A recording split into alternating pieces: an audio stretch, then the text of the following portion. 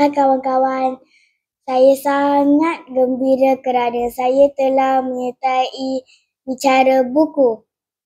Nama saya ialah Isma Alia Nuzara binti Muhammad Ismail. Saya sekolah di SJKC Kuang Hua. Kod sekolah saya ialah MBC 1032. Tahun ini, umur saya ialah 11 tahun. Hobi saya ialah membaca.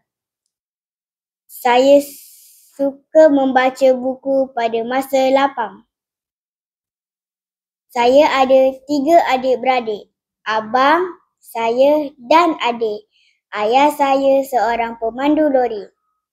Hari ini saya nak menceritakan sebuah buku yang bertajuk Hang Tuah. Pengarang buku ini ialah Rahimah Muda. Buku ini diterbit oleh ITBM.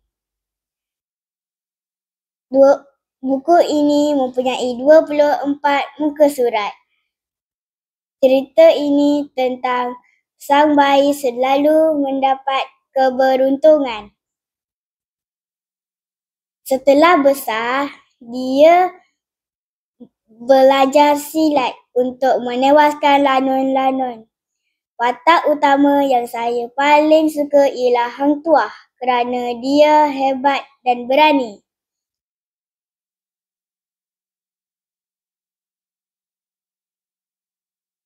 Yang paling menarik dalam cerita ini ialah Hang Tuah telah menjadi biduanda raja.